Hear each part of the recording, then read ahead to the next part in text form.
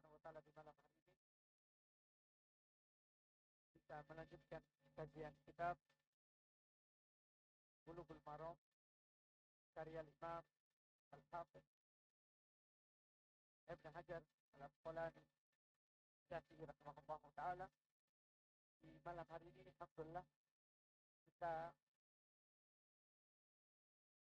akan menyelesaikan kitab Thaharah insyaallah taala dengan hadis 143 di dalam kitab Thaharah, yaitu satu-satunya hadis tentang kita yang boleh bawakan di kitab.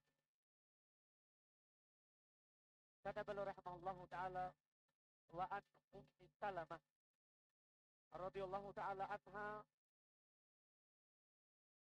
qalat kanat an-nufasa'u taq'udu fi ahdi Nabi sallallahu alaihi wasallam ba'da nifasiha 40.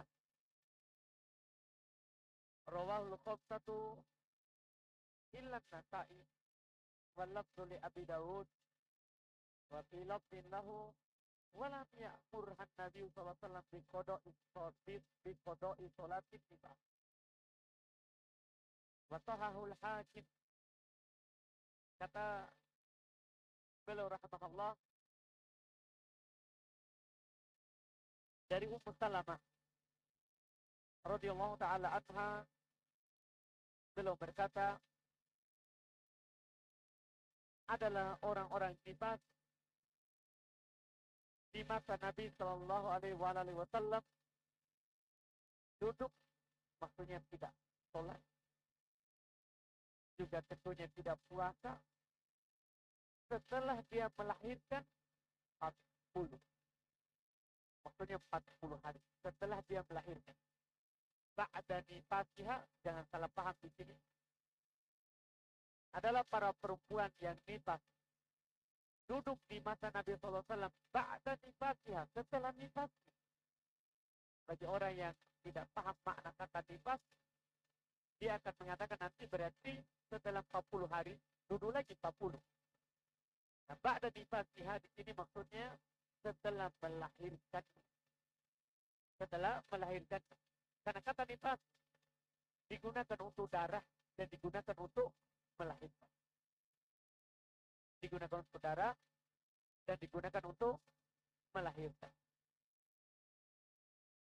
Jadi dia duduk setelah melahirkan 40 hari. Imam An-Nasai. Dan lafaz ini adalah lafaz yang dimiliki oleh Al-Imam Abu Dawud rahimahullahu ta'ala. Dan kata beliau juga dalam lafaz Imam Abu Dawud, ya, juga dalam lafaz Imam Abu Dawud dikatakan walam ya'murhan Nabi sallallahu alaihi wasallam, dan Nabi sallallahu alaihi wasallam tidak memerintahkannya, ya, tidak memerintahkannya untuk mengkodok sholat nifas. Nabi sallallahu alaihi wasallam tidak memerintahkannya untuk mengkodok sholat nifas. Ini lafaznya, kata beliau, disahihkan oleh Al-Imam Al-Hakim. Disahihkan oleh Al-Imam Al-Hakim. Ini periwayatan. Dan para ulama rahimahumullah ada sedikit pembicaraan terkait dengan sanad asar ini, ucapan dari Ummu Salamah radhiyallahu taala anha, disebabkan di dalam sanadnya ada rawi yang bernama Muslim, ada rawi yang bernama Al-Azdiyah, disebutkan dia adalah rawi yang majhul. Dia adalah rawi yang majhul. Datang pendukungnya dari Anas, juga dari Utsman ibn Abil As, juga dari Abdullah ibn Amr, juga dari Abu Hurairah, Abu Darda, Mu'adzah, dari Mu'adz, dari Aisyah radhiyallahu taala anha, dengan pendukung-pendukungnya itu dikatakan oleh Syekh Albani rahimahullahu taala hasanun sahih. Hadisnya hasan sahih. Ini Syekh Albani rahimahullahu taala katakan di dalam ta'liq beliau terhadap kitab Sunan Abu Daud yang penulis sebutkan lafaznya. Itu pas di hadis nomor 311 dikatakan Baitul Afkar Ad-Dauli. Ya, Baitul Afkar Ad-Dauli disebutkan bahwa hadis ini bisa naik ke derajat hasan karena ada pendukung dari jalur lain. Dari jalur lain. Sengaja Anda sebutkan sama antum bahwa hadis ini ada perselisihan dalam sanadnya supaya nanti kalau ada ulama yang berpendapat lain selain dari apa yang terkandung dalam hadis ini, berarti dia dhaif. Berarti dia adalah dhaif. Tapi hadis ini disahihkan oleh Imam Al-Hakim sebelumnya, juga disahihkan oleh Syekh Albani rahimahullahu taala di ta'liq beliau di Sunan Abu Daud. Demikian pula kalau kita melihat ta'liqnya Syekh Albani rahimahullahu taala di Sunan Ibnu Majah juga beliau katakan hasan sahih. Juga hadis ini kan diriwayatkan oleh Al-Imam At-Tirmidzi, bisa kita lihat juga dalam ta'liq beliau di Sunan Imam Tirmidzi, beliau juga katakan hasanun sahih. Jadi hadis-hadis ini yang disebutkan adalah diriwayatkan oleh Imam 5, kan tadi disebutkan oleh Imam 5 kecuali Imam An-Nasa'i. Berarti Syekh Albani kan telah mentaklik, meneliti hadis sunan semuanya. Sunan Abu Daud, Sunan Tirmidzi, Sunan Ibnu Majah, Sunan Nasa'i. Hadis ini dari Sunan 4 itu yang tidak meriwayatkannya cuma An-Nasa'i. Nah, ini 3 hadis di penelitian Syekh Albani, kalau komentarnya sama, hasan sahih. Hasan sahih. Dan beliau bukan orang yang baru mensahihkannya. Bahkan jauh sebelumnya disahihkan juga oleh Al-Imam Al-Hakim Abu Abdillah Al-Hafidh rahimahullahu ta'ala. Hadis ini dibawakan oleh Al-Hafidh Ibnu Hajar untuk membicarakan permasalahan seputar sifat.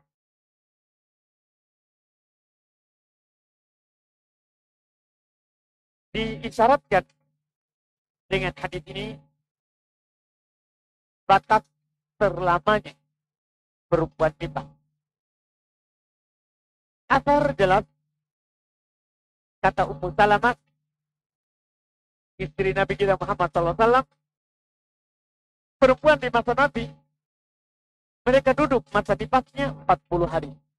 Ini terpanjang, terbanyak.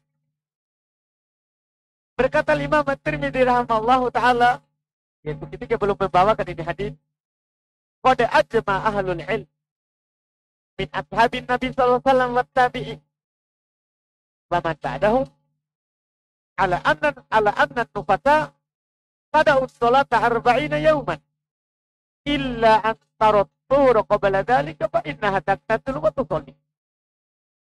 Fa idza ra'at dama ba'da al-40 fa inna aktsara ahli al-ilmi qalu la tada'u sholat ba'da al-40 wa huwa qawlu aktsaril fuqaha. Ini ucapan dari Al-Imam At-Tirmidzi. Karena keunggulan dari Imam At-Tirmidzi rahimahullah, belum tak hanya menyebutkan hadis dalam sunan, belum juga menyebutkan pendapat fikih setiap setelahnya. Ini Al-Imam At-Tirmidzi rahimahullah. Kata beliau, sepakat ahli ilmu dari kalangan sahabat Nabi sallallahu alaihi wasallam, tabi'in, itu generasi setelah sahabat, wa man ba'dahum, dan orang-orang setelah mereka, bahwasannya para perempuan yang nifas itu mereka tinggalkan sholat selama 40 hari. Mereka tinggalkan sholat selama 40 hari. Kecuali dia lihat putih sebelum itu, wajib dia mandi langsung sholat. Nah, ini terpanjangnya. Imam At-Tirmidzi menukilkan kesepakatan di atas ini. Karena kenapa? Ucapan Ummu Salamah, tidak ada sahabat yang menentang. Artinya ini hujjah. Dan para sahabat adalah ucapan mereka hujjah kalau tidak dia kalau terpenuh dua syarat. Sebagaimana yang anak sering sebutkan. Tidak menyelidiki dalil dan tidak diteliti oleh sahabat yang lain. Ini ucapan Ummu Salamah. Tidak ada sahabat yang menyelidiknya, maka dia hujjah. Dan itu sekaligus penukilan kesepakatan. Makanya Imam At-Tirmidzi dalam hal ini tidak salah. Karena tidak ada pendapat yang lain dari para sahabat. Makanya belum bilang sepakat ahli ilmu dari kalangan sahabat dan tabi'in serta orang-orang setelah mereka bahwa seorang perempuan yang nifas duduk 40 hari tidak sholat. Kecuali kalau dia melihat putih sebelum itu, dan di hari ke-30 sudah tidak ada darah, sudah keluar tanda suci, maka dia mandi dan dia sholat. Bagaimana kalau dia masih melihat darah setelah 40? Ini masalah. Kata beliau, fa'idha ro'atid dama ba'dal arba'in. Kalau dia melihat darah setelah 40 hari, maka sungguh kebanyakan ahli ilmu mereka berkata, jangan dia tinggalkan sholat setelah 40. Walaupun sudah masih lihat darah, jangan dia tinggalkan sholat. Ini adalah pendapat kebanyakan fuqaha. Ini adalah pendapat kebanyakan fuqaha. Dan juga berkata Al-Imam Ibn Qudamah rahimahullah, fa'izada damun nubata ala arba'ina yauman fasada fa'adat al-haid bahwa haid wa illam yutadib adatan bahwa tihadah. Masya Allah. Kata Imam Ibn Qudamah rahimahullah, kalau darah nifas lebih dari 40 dan bertepatan dengan waktu haid, maka dia dianggap haid.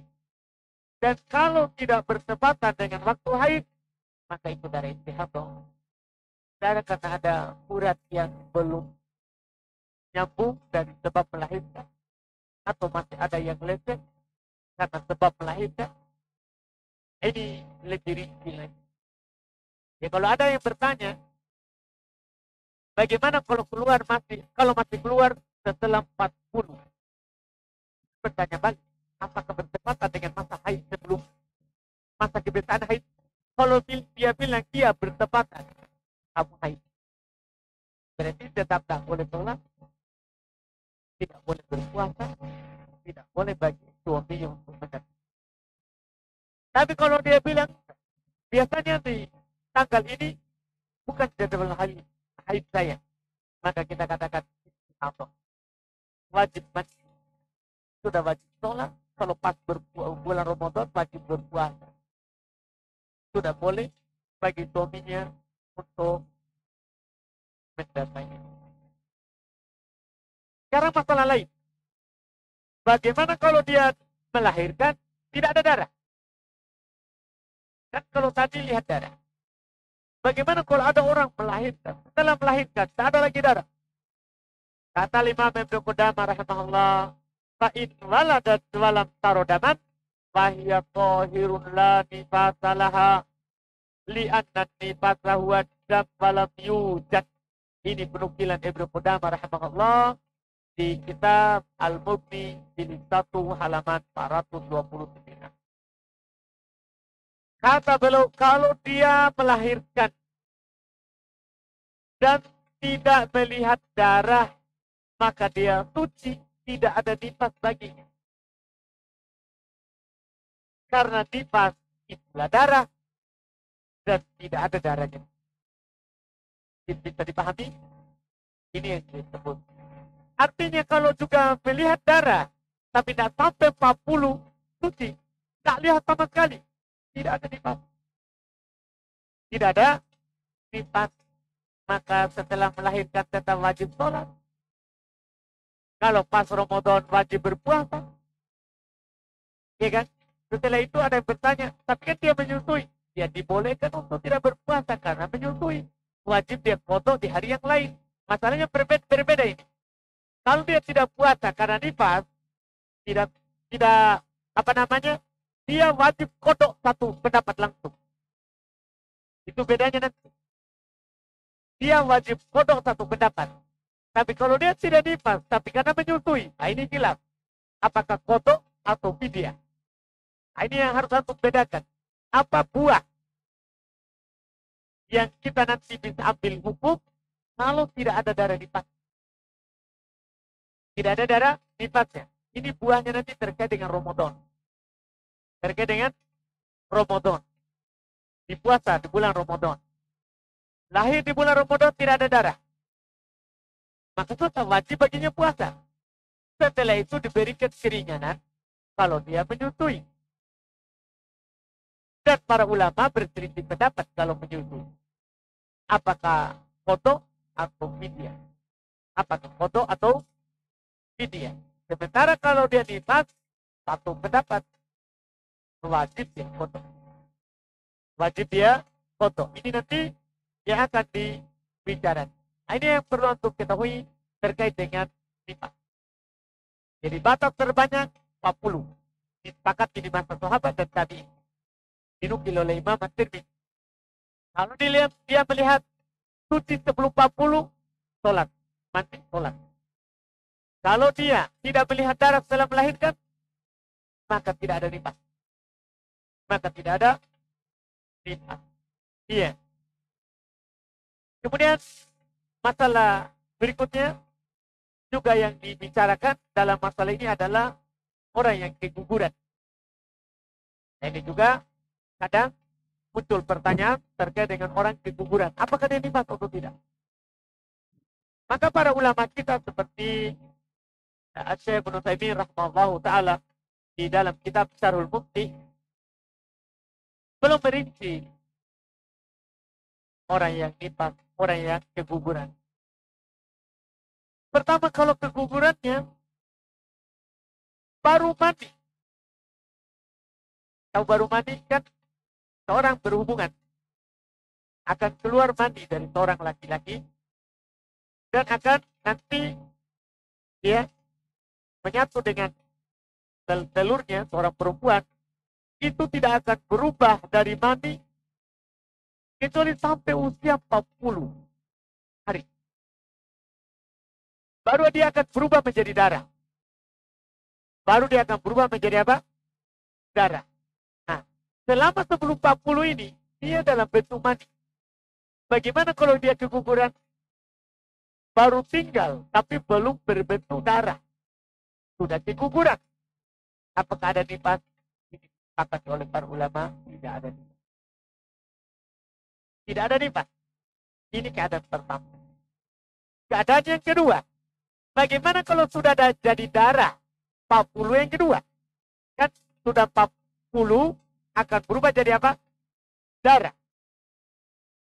Nanti akan berubah dari darah menjadi daging kalau 40 lagi ketiga berikutnya. Iya. Darah. Jadi sudah 40 berubah jadi darah. Bagaimana kalau keguguran? 40 yang kedua. Iya, 40 yang kedua. Dia masih segumpal darah. Dalam hal ini, yang dipegang yang masyhur dari madzhab Hanabila, juga yang dipendapat dari Syafi'iyah, Hanafiyah, dia dianggap darah rusak, bukan darah nifas. Berarti hukumnya adalah hukum istihadah. Hukumnya adalah hukum istihadah. Ini kalau dia baru menjadi darah. Bagaimana kalau sudah menjadi daging? Ini 40 yang berikutnya. 40 yang terakhir. Dan seorang itu dicipta 3 kali 40. 3 kali 40. Iya. 40 yang ketiga itu sudah jadi daging. Sudah jadi daging. Gimana kalau sudah jadi daging? Terus keguguran. Sebelum ditiup ruh ya. Kalau sudah ditiup ruh, 40 berikutnya. Setelah 40 ketiga, kan 3 kali 40. 40 ketiga akan turun malaikat. Meniupkan ruh kepadanya. Ditulis rezekinya, ajalnya. Kalau setelah 40 ketiga, kesepakatan adalah tersebut. Ayat sebelum ini, sebelum 40 ketiga masih belum genap 40 ketiga. Sudah menjadi daging. Dalam hal ini para ulama membagi dua bentuk.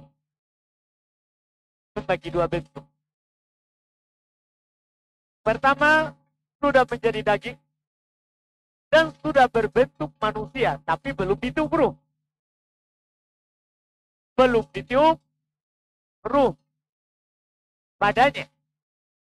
Belum sampai usianya 3 kali 4 bulan genap. Belum ditiup ruh. Ini pendapat kebanyakan dari para ulama dari Syafi'iyah, Hanafiyah, juga yang masyhur dari mazhab Imam Ahmad, dia sudah terhitung. Kalau sudah berbentuk manusia, tapi belum ditiup ruh. Mayoritas ulama menjelaskan dia sudah nifas kalau berkuburan di sana. Bagaimana kalau belum berbentuk manusia, sudah menjadi daging? 40 ketiga. Belum ditiup ruh tentunya, dan belum berbentuk, berwujud manusia. Nah, ini ada silang pendapat. Kata Syekh Ibnu Utsaimin rahimahullah di dalam kitab yang kami sebutkan tadi, Syarhul Mufti, al-masyhur min al-madhab annahu laisa binifas. Kalau belum terbentuk manusia, yang terkenal adalah tidak nifas. Yang terkenal adalah dia bukan nifas. Dan ini juga dipilih, apa yang dikatakan oleh Syekh Ibnu Utsaimin ini juga yang dipilih oleh Syekh bin Baz. Ini juga yang dipilih oleh Syekh Ibnu Baz. Ini harus untuk pahami ya, ketelitian dalam menghukumi nifas atau tidak. Karena nanti terkait dengan hak Allah, sholatnya, puasanya, ya demikian pula dia kalau lagi haji, terkait dengan tawaf di Baitullah, banyak kalau terkait dengan hak Allah. Hak juga suaminya. Ini harus kita pahami baik-baik. Jadi, kalau kita jumlah hukum orang ke kuburan itu ada beberapa keadaan. Keadaan pertama, belum jadi darah. Ini disepakati bukan nifas. Keadaan kedua mungkin bisa langsung kita katakan kalau sudah ditiup ruh ke kuburannya setelah 4 bulan. Kan 3 kali 40 hari. Berarti 4 bulan. Setelah 4 bulan ini disepakati juga. Yang masalah yang berikutnya. Pertama, baru menjadi darah. Maka ini bukan nifas. Yang kedua, kalau sudah menjadi daging dan belum berbentuk manusia. Ini tidak nifas.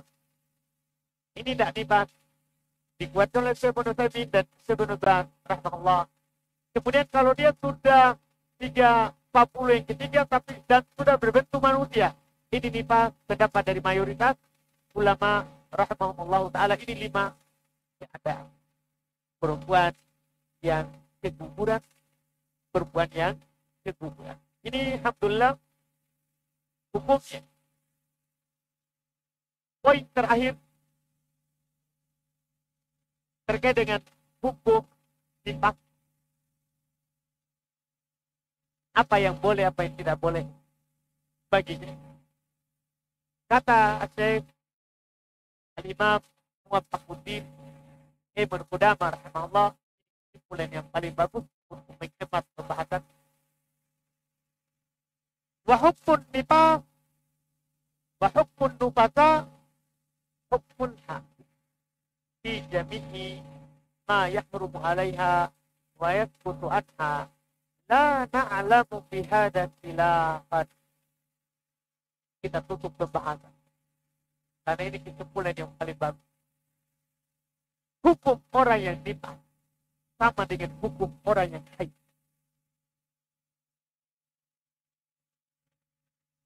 pada apa yang diharamkan, pada apa yang jatuh darinya berupa kewajiban, ini tidak ada silang pendapat di kalangan para ulama.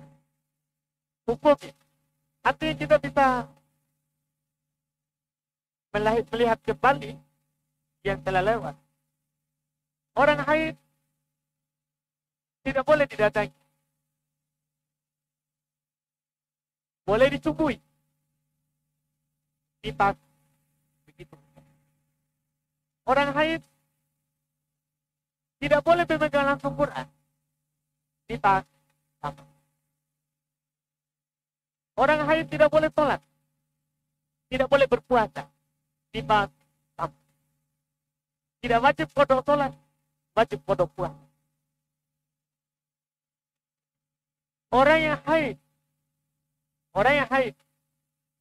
tidak boleh tawaf keliling Ka'bah, dipas, sama. Dipas, sama. Tidak ada bedanya. Demikian pula hal-hal yang lain. Hal-hal yang lainnya telah kita bahas di permasalahan haid. Bahkan yang terakhir, seorang yang haid wajib mandi ketika suci. Sama nifas. Cara mandi ketika suci dari nifas sama dengan cara mandi ketika suci dari haid. Disunahkan apa yang disunahkan di haid. Orang haid disunahkan kalau dia mandi seperti mandi junub. Ya, orang nifas juga sama. Orang nifas juga sama. Tidak ada beda. Tidak ada bedanya. Ini kesimpulan yang sangat bagus dari Al-Imam Ibn Qudamah rahimahullahu ta'ala terkait dengan seorang yang dengan ini kita alhamdulillah sudah tamat dari kitab Thaharah, dan pertemuan berikutnya kita akan masuk di pembahasan kitab Shalah, kitab yang baru. Iya, kita akhirkan di pertemuan akan datang. Kalau ada pertanyaan kita lanjutkan dengan tanya jawab. Silakan.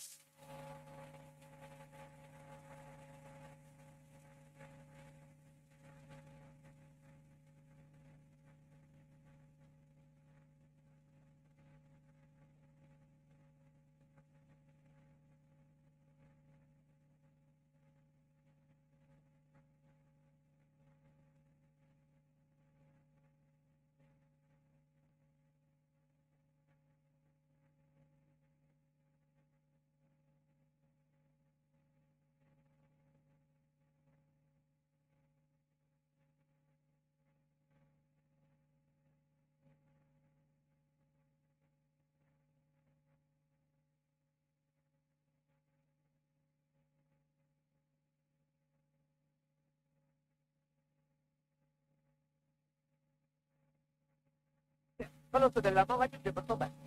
Kalau masih baru dia kodok.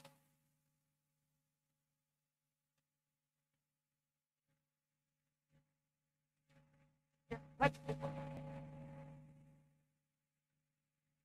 Kalau memberatkan, wajib bertobat. Wajib bertobat. Kan dia tidak tahu masalah. Iya kan?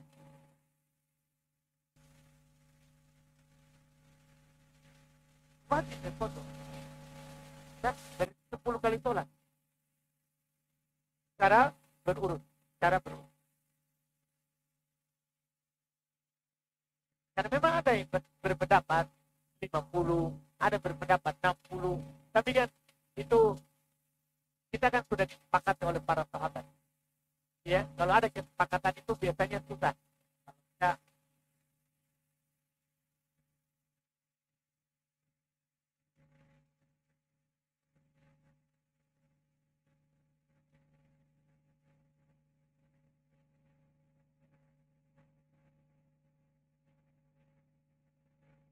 ini ada pertanyaan. Dalam hadis termasuk rukun wudu adalah mencuci kaki. Akan tetapi sebagian di tengah masyarakat hanya menyiram, bahkan sampai ke betis. Bagaimana hukum wudunya?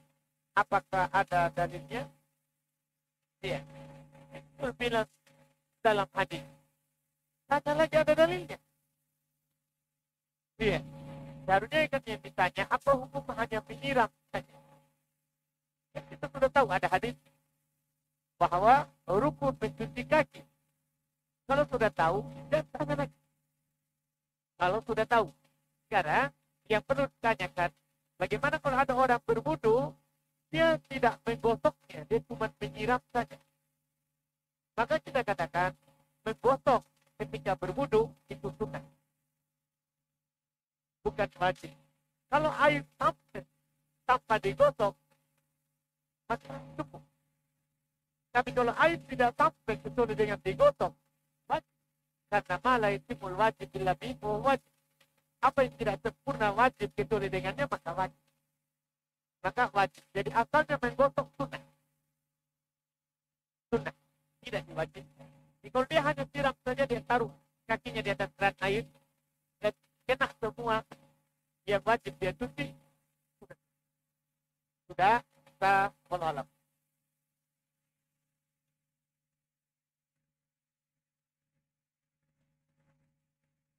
Bagaimana hukum jual beli makanan secara online dan telah melakukan akad sebelumnya, tetapi makanan tersebut diberikan di dalam masjid dan melakukan transaksi di luar masjid? Apakah hal tersebut dibolehkan? Kita bertanyanya apa? Hukum jual beli online atau hukum jual beli di masjid? Ujungnya online, tapi akhirnya di masjid. Iya. Kalau jual beli makanan online boleh. Jual beli makan di masjid tidak boleh. Hukum jual beli makanan secara online boleh. Hukum jual beli makanan di dalam masjid tidak boleh.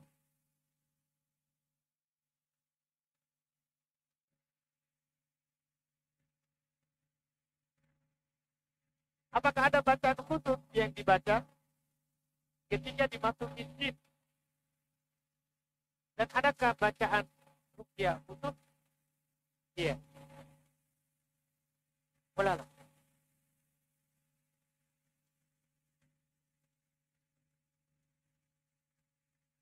Apakah boleh itikaf pada masjid yang belum dilakukan sholat Jumat di dalamnya? Diperselisihkan oleh para ulama dalam hal tersebut. Dan yang kuatnya boleh. Yang kuatnya boleh. Wallahu a'lam.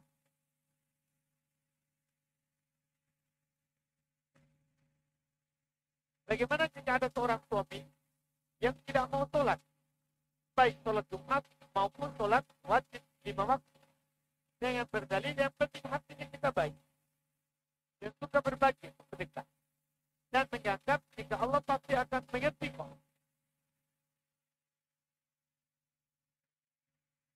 Karena ia menganggap jika Allah itu menilai dari hati kita tentang perbuatan baik kita, dan sholat itu hanya penyempurna dari wujud kebaikan seorang. Terlebih menganggap belum ada cukupan peluang sholat karena dihadapkan dengan kesibukan. Yang seperti ini kafir. Orang yang seperti ini kafir. Wajib kita tinggalkan. Suami yang seperti ini. Itu dipatwakan oleh ketimbang. Iya. Sholat itu adalah penentu dari sedekah. Bahkan dari hati kita yang baik. Dalam hadis Nabi kita Muhammad SAW dari Anas bin Malik radhiyallahu ta'ala diriwayatkan oleh Imam At-Tabrani dan selain. Kata Anas, Nabi SAW bersabda, "Awwalu ma yuhasabu bihi abdu yaumal qiyamah as-shalah." Fa'in Soluhat sahirul amal. Wa'in fasada sahirul amal. Yang pertama sekali yang dihisab oleh Allah Subhanahu wa Ta'ala kepada seorang hamba nanti di hari kiamat, sholat. Kalau dia baik, maka akan baik seluruh amalan. Kalau dia rusak, maka akan rusak seluruh amalan. Percuma sedekah, haji, umroh, percuma kalau tidak sholat. Nanti penghuni neraka ditanya oleh penghuni surga. Masalahkakum fis saqar. Kenapa kalian masuk di neraka saqar? Qalu, jawaban pertama. Qalu lam na'ti minas shalihin. Mereka bilang kami bukan orang yang sholat. Jadi kasihan orang yang seperti ini. Ya, kasihan orang yang seperti ini. Ya, kalau ucapan terakhirnya tadi, ini kan kalau ucapan pertama itu ucapan kekafiran. Orang yang menentang kewajiban sholat, menyatakan dirinya tidak wajib sholat, kafir, sepakat, tidak ada silang pendapat. Ya, tidak ada silang pendapat. Pemerintah harus minta dia untuk bertobat. Kalau dia bertobat, alhamdulillah diterima. Kalau tidak, dibunuh karena murtad. Tapi pemerintah, ya, sampai nanti ada yang praktekkan, itu pemerintah. Itu pemerintah. Adapun bagi istrinya, dia tinggalkan. Dia tinggalkan. Tapi orang sudah kafir. Sudah. Adapun dia anggap terakhir belum ada cukup waktu luang untuk sholat karena dihadapkan dengan kesibukan. Apa kesibukan? Apakah nanti kalau datang malaikat maut kita bisa bilang apa? Saya masih sibuk. Sudah. Kasihan. Ya, ini kasihan. Ini terlalu bergampangan. Terlalu bergampangan. Iya.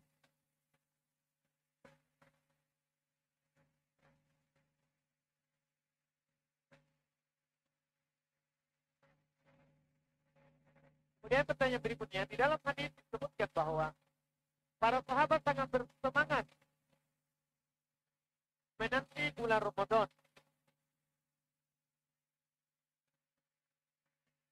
Sampai mempersiapkan amalan-amalan yang akan mereka lakukan. Pertanyaan, amalan apa yang mereka persiapkan di bulan Ramadan? Tidak tahu. Kita yang bilang, pertanyaan saya, kita bilang para sahabat mempersiapkan. Ya baca lanjut. Baca lanjut.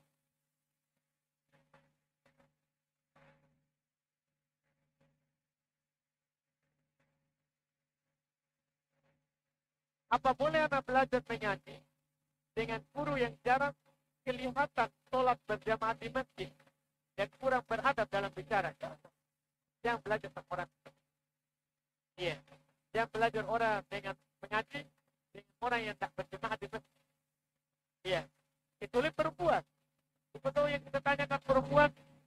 Iya, perempuan tidak wajib ke masjid.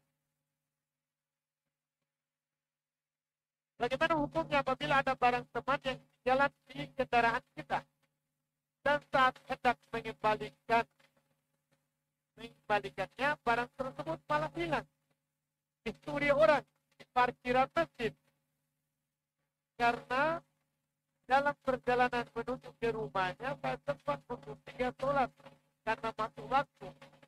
Apakah dalam kasus ini saya wajib mengganti barang tersebut?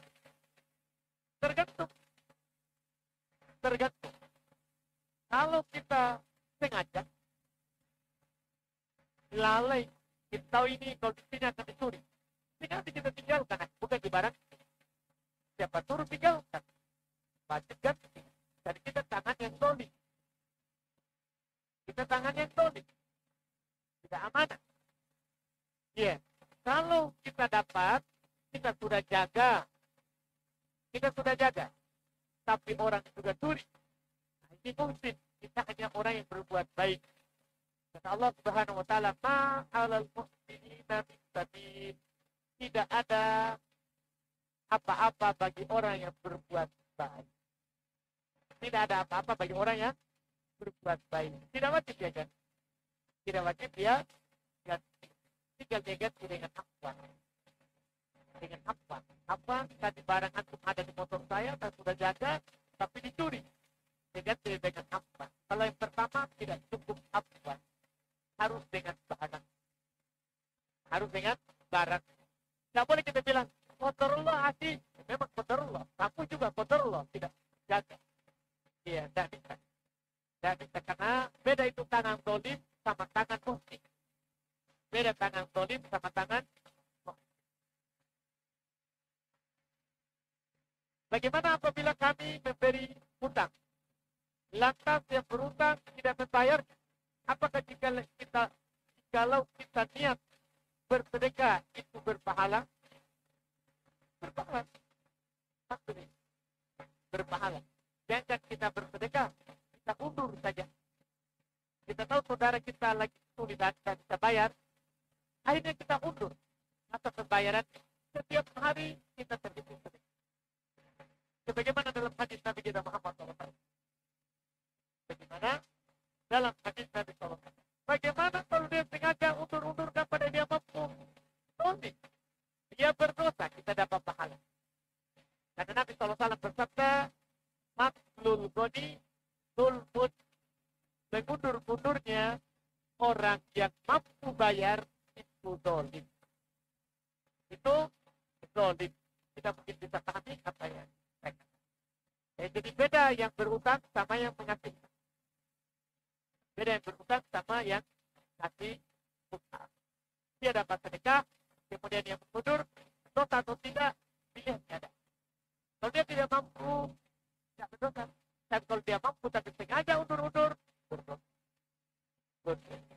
Baik, ada pertanyaan?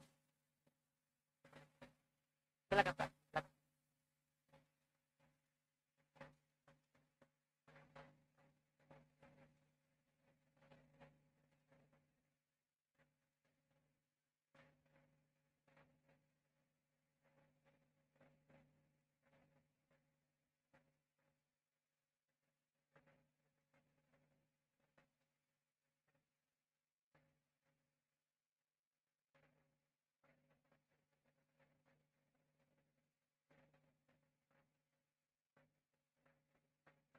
Baik. Bagaimana kalau kita berada, pertanyaannya Bapak kita, jemaah, orang beda pemahaman, kita tinggalkan hidup. Iya. Pertama Pak, sebenarnya kita tak tinggalkan itu lebih baik. Itu yang pertama kita. Kita bergaul dengannya, sabar atas gangguan, itu lebih baik daripada kita tinggalkan. Karena Nabi SAW bersabda, al-mu'min alladhi yukhalitu an-nas khairun al-mu'min alladhi yukhalitu an-nas wa yasbir ala adaw khairun min al-mu'min alladhi lam yukhalitu an-nas wa lam yasbir ala adaw. Seorang mukmin yang bergaul dengan orang lain, bersabar atas gangguan mereka, itu lebih baik daripada mukmin yang tidak bergaul dan tidak bersabar atas ucapan orang. Jadi lebih baik bergaul daripada kita pergi. Kecuali kalau kita bergaul malah kita akan berusak. Jadi kita yakin wajib kita menyisir.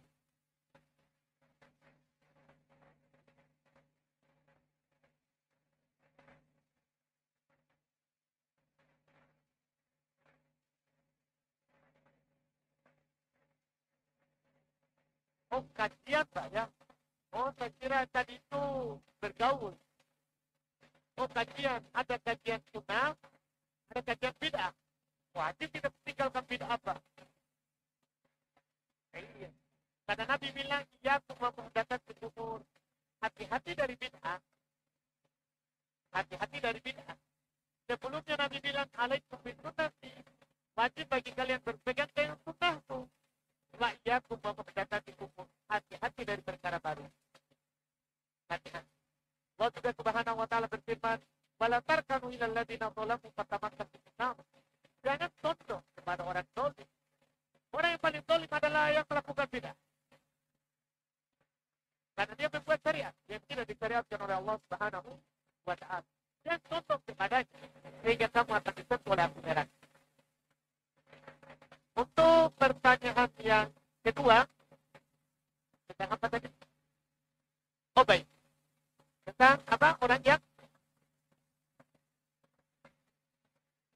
apakah si mayat berdosa atau keluarga? Tergantung Pak. Kalau si mayat bilang, oh saya meninggal Pak, buat acara. Dia berdosa. Kalau dia tidak berwasiat, tidak berdosa. Dapat keluarga. keluarganya tersebut. Mayatnya tidak.